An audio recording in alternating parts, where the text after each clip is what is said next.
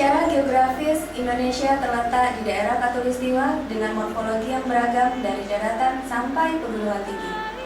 Keragaman morfologi ini banyak dipengaruhi oleh faktor geologi, terutama dengan adanya aktivitas pergerakan lempeng tektonik aktif di sekitar perairan Indonesia, diantaranya adalah lempeng Eurasia, Australia, dan lempeng dasar Samudra Pasifik.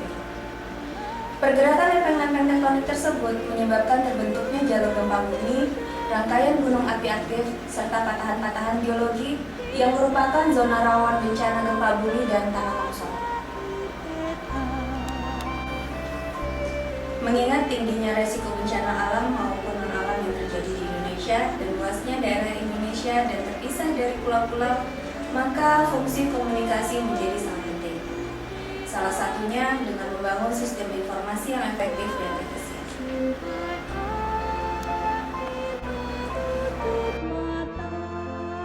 Sebelum lebih jauh kita mengenal tentang sistem informasi, maka sebaiknya kita mengetahui apakah sistem informasi tersebut. Sistem informasi adalah kombinasi dari teknologi informasi dan aktivitas orang yang menggunakan teknologi itu untuk mendukung operasi dan manajemen.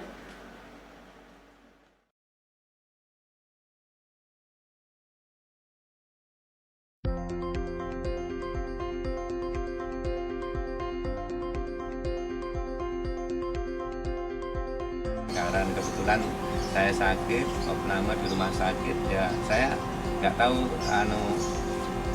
asal api dari mana, nggak tahu besoknya pada waktu tanggal 6 malam 7 saya opname, jadi sampai rumah sudah besoknya sudah habis.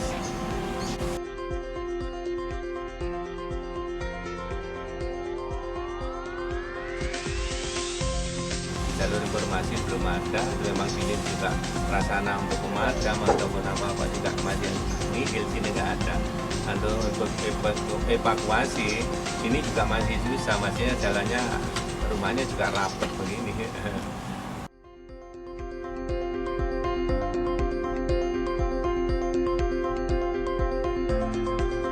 Kami ini karena sosial musibah yang begini dibangun lagi biar kita punya tempat tinggal, ya mungkin yang lebih layak, prasarana maupun apapun yang lebih baik dari sini.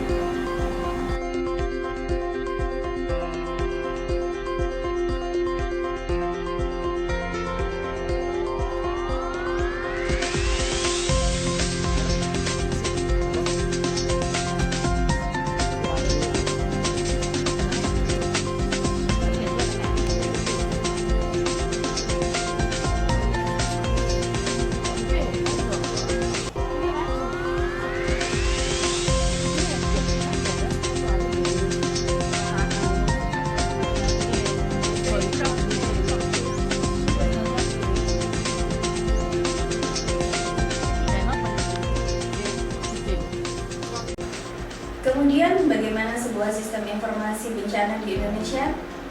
Hal ini dijawab dalam Undang-Undang Nomor 24 Tahun 2007 yang mengatakan bahwasannya Komando Pusat Informasi itu dipegang oleh Badan Nasional Penanggulangan Bencana.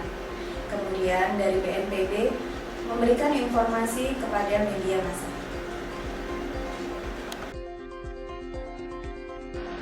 Assalamualaikum warahmatullahi wabarakatuh. Perkenalkan, nama saya Fitria Wurhandayani. Saya adalah seorang mahasiswi di program Pascasarjana Manajemen Bencana Universitas Airlangga, Surabaya. Pada kesempatan kali ini, saya ingin membahas bagaimana menyusun suatu perencanaan sistem informasi, terutama di bidang kebencanaan. Dari wawancara dengan masyarakat sebelumnya, dapat ditarik kesimpulan bahwa masyarakat belum merasakan adanya sistem informasi dan komunikasi mengenai bencana yang akurat dan cepat. Walaupun Indonesia memiliki BNPB sebagai pusat komando informasi, namun rasanya masyarakat belum merasakan banyak manfaatnya. Tapi adalah fakta bahwa negara kita sudah memiliki sebuah sistem informasi yang jelas. Walaupun dalam tahap sosialisasi, implementasi, dan koordinasi dengan pihak lain masih kurang. Saya di sini mencoba membuat suatu perencanaan sistem informasi dan komunikasi mengenai kebencanaan. Pertama, dengan melakukan pengkajian ulang sistem informasi yang ada. Apakah sudah berfungsi dengan efektif dan efisien? Bila ya, maka perlu dilakukan monitoring dan evaluasi selanjutnya. Namun bila tidak, maka perlu dievaluasi apa saja yang harus diperbaiki dan apa saja yang harus dilakukan pembaruan. Kedua adalah dengan pemaksimalan fungsi dan sarana pemerintah yang sudah ada, dengan membangun koordinasi dengan lembaga-lembaga pemerintah dan non-pemerintah.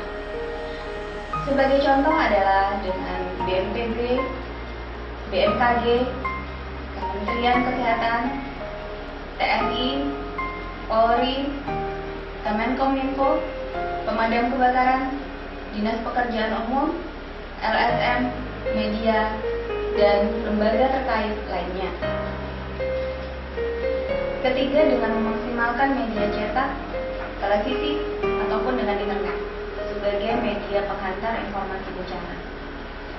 Keempat, dengan membuat sistem tersebut bisa tersosialisasikan dan terimplementasikan sampai ke tingkat-tingkat kecamatan.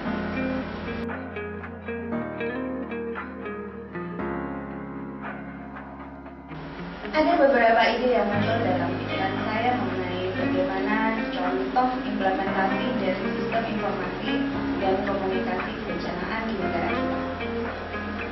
Yang pertama adalah dengan membuat blueprint mengenai sistem informasi dan komunikasi bencana.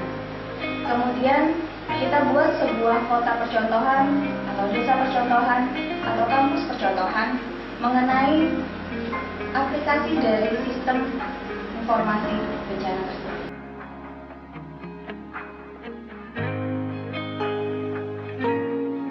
Yang kedua, mungkin di kota besar kita sudah pernah melihat adanya televisi di jalan raya.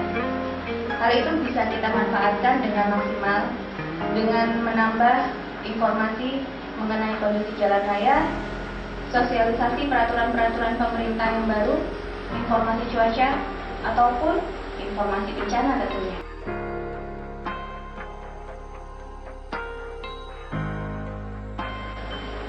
Yang ketiga, menghadirkan informasi-informasi tentang ancaman bencana di daerah tertentu. Jalur evakuasi bencana, penanganan bencana, nomor telepon pusat bencana, dan pusat informasi penanganan darurat dalam itu dikemas dalam bentuk brosur, leaflet, yang kemudian bisa dibagikan di bandara, terminal, tempat-tempat umum, tempat-tempat wisata, dan sebagainya.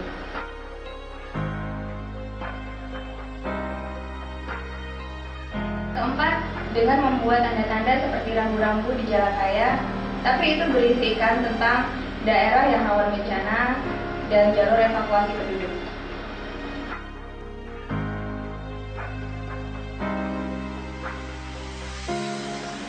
Membuat sistem informasi terpadu dengan nomor operator yang sama di seluruh Indonesia sebagai pusat informasi dan pusat penanganan, baik bencana ataupun bukan. Sebagai contoh dengan membuat nomor baru, atau kita bisa mendayagunakan nomor 1208 yang dimiliki oleh Telkom atau nomor operator polisi, yang nantinya nomor tersebut tersambung ke rumah sakit, BMKG, kepolisian, pemadam kebakaran, sehingga masyarakat tidak perlu lagi menelpon dan menghafal banyak nomor untuk keperluan informasi dan penanganan bencana ataupun kegawat daruratan.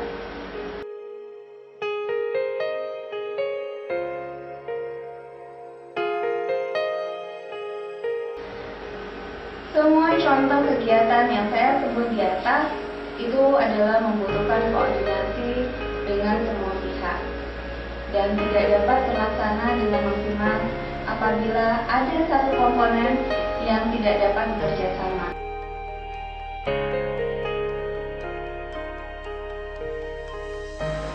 Sekian yang dapat saya sampaikan.